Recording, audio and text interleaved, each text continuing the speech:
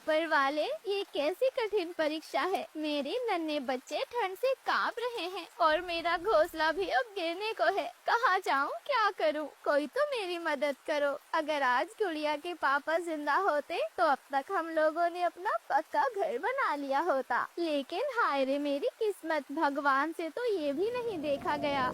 और तभी अचानक तेज के झोंके ने उसके घोंसले को झंझोड़ कर रख दिया। घोंसले की एक टहनी टूटकर गिर गई और घोंसले का एक हिस्सा धड़ाम से नीचे गिरा। रानो चिड़िया बेबस थी, वह बहुत ज्यादा डर जाती है।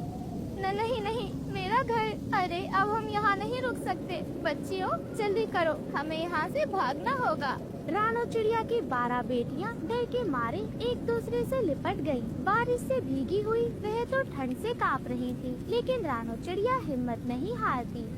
चलो बच्चों, हमें एक नई जगह ढूंढनी होगी। यहाँ हम सुरक्षित नहीं हैं। हमें सुरक्षित जगह जाना होगा। माँ तुम सबको कुछ भी नहीं होने देगी।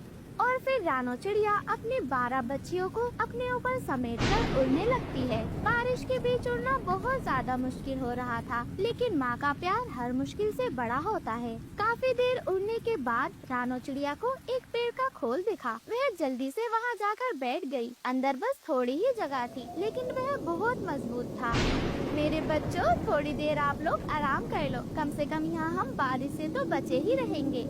लेकिन उनकी परीक्षा अभी खत्म नहीं हुई थी। कुछ ही देर बाद वो पेड़ भी टूटकर गिर गया। हे भगवान, ये क्या हो रहा है? हमारे लिए कहीं भी जगह नहीं बची है। और फिर रानो चिड़िया को फिर से उड़ना पड़ा। वे एक ऊंचे पेड़ की शाखा पर पहुंच गईं। वहां पानी से बचने के लिए उन्होंने पन्नी और टहनियों से एक तंबू बना लिया और फिर उन्होंने एक पन्नी का घर तैयार कर लिया। रानो चिड़िया अपनी बच्चियों को अपने पंखों से सहलाती है और उन्हें सहानुभूति दिखाते हुए कहती है, मेरे बच्चों, अब हम बिल्कुल सुरक्षित हैं। माँ आप सबको बारिश से बचा लेगी। इस बुरी रात का गुजरने का हमें इंतजार करना होगा।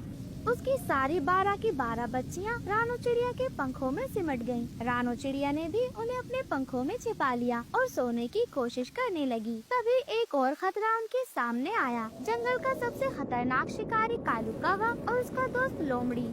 आहा, ये है आज की हमारी दावत। इतनी सारी नन्ही चिड़िया, मजा आ गया।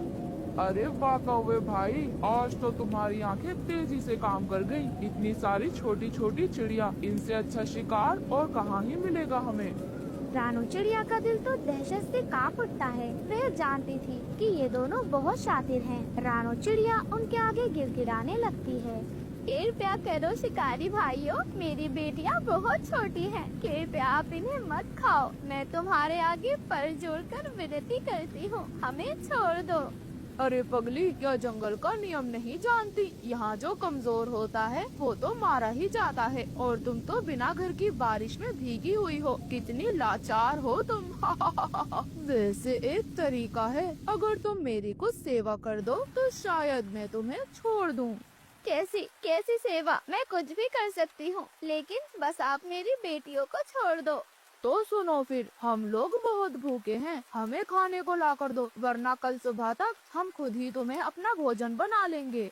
रानो चिड़िया की आंखों में आंसू थे। जंगल में बहुत तेज बारिश हो रही थी। ऐसे में वह बेचारी खाना कहाँ से लाती? लेकिन रानो चिड़िया को पता था, अगर वह कुछ नहीं कर पाई तो उसकी बेटियों को कालू कौवा और वह दुष्ट लोमड़ी खा जाएगी। वह जानती थी कि उसकी 12 बच्चियाँ उस लोमड़ी के तेज पंजों से नहीं बच पाएंगी। और फिर रानो चिड़िया तुरंत एक चाल सोचती है।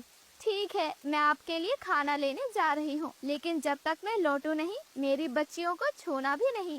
ठीक है, लेकिन ज्यादा देर मत लगाना, वरना हम खुद ही यहाँ से दावत उड़ा लेंगे।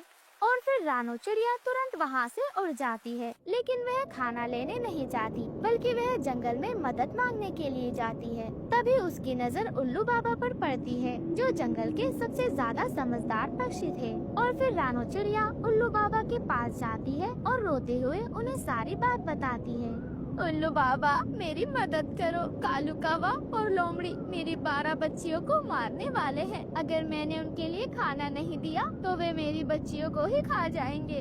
डरो मत बेटी, जंगल में ऐसे दुष्ट पक्षी या जानवर ज्यादा देर तक राज नहीं कर सकते। चलो, मैं तुम्हारी मदद करता हूँ। और फिर उल्लू बाबा ने जंगल के बाकी पक्षियों को बुलाया। उन सभी ने एक साथ मिलकर एक योजना बनाई। वहीं दूसरी तरफ कालू